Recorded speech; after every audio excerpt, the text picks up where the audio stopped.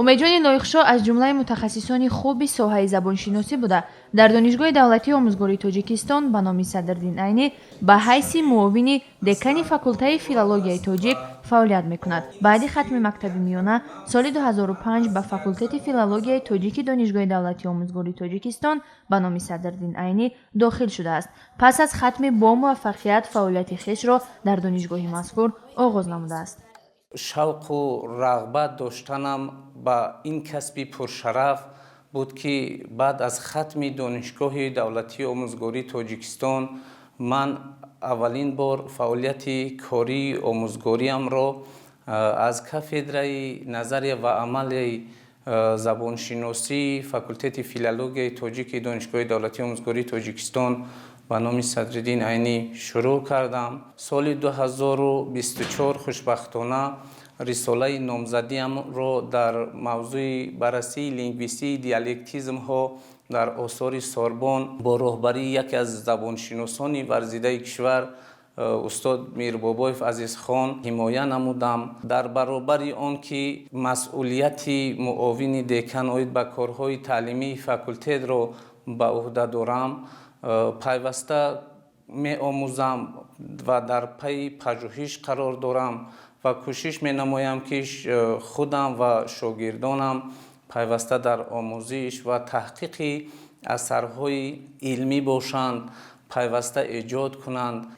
солҳои 2010-2013 дар вазифаи коргузори шуъбаи рӯзонаи факултет ва ассистенти кафедраи забони тоҷикии умумии донишгоҳӣ, аз соли 2013 то соли 2017 ҳамчун ассистенти кафедраи назария ва амалияи забоншиносӣ ва мутахассиси пешбари маркази бахайргирӣ ва машваратии донишгоҳи давлатии омӯзгории тоҷикистон ба номи Садриддин Айнӣ кор ва фаъолият намудааст. то ба имрӯз вазифаҳои зиёдеро бар уҳда дошта, бо масъулияти баланд онҳоро ба анҷом мерасонад.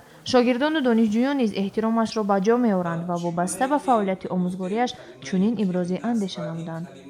ҳама савдои оламро ман аз устод омӯхтам, ҳама маънии оламро ман аз устод омӯхтам. зи чашми нурбори ӯ зи дониш нур бигирифтам, ҳаётамро суботамро ман аз устод омӯхтам.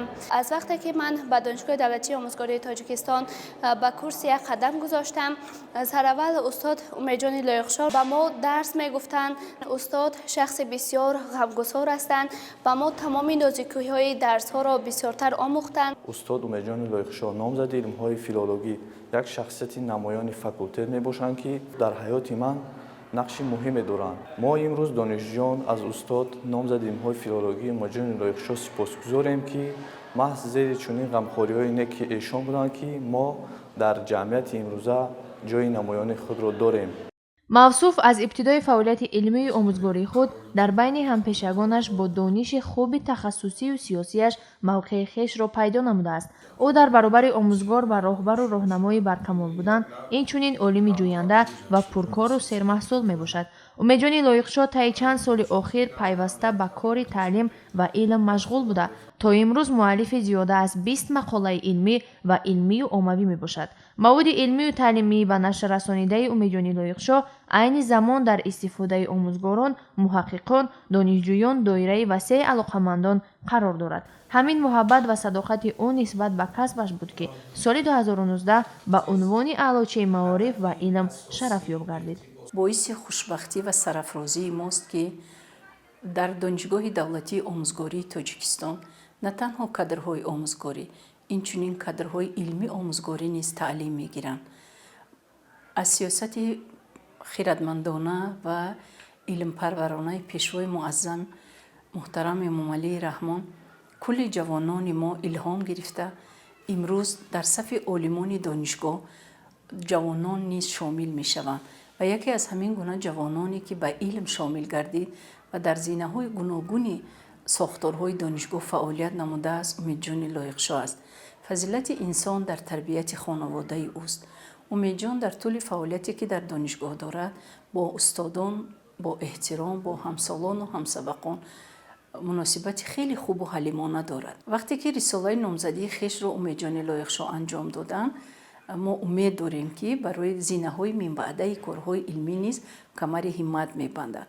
ҳамеша дар миёни ҷавононанд, чун худ ҷавон аст ва мо бори дигар ба он боварӣ ҳосил менамоем ки чун пешвои муаззами миллат ҷавононро нерӯи созандаи миллат ҳисоб мекунанд, ин нерӯи созанда дар факултети филологияи тоҷик ва дар донишгоҳи омӯзгории мо низ корҳои арзандаро анҷом хоҳанд дод. имрӯз омӯзгорон бояд беш аз ҳар вақта сермасъулият бошанд. дар тарғиби сиясати созанда, ободию пешрафти кишвар ва пиёда сохтани андешаҳои ватандӯстонаи пешвои миллат, президенти ҷумҳурии Тоҷикистон муҳтарам Эмомалӣ Раҳмон саҳми худро гузоранд, қайд намуд Умедҷони Лоиқшо.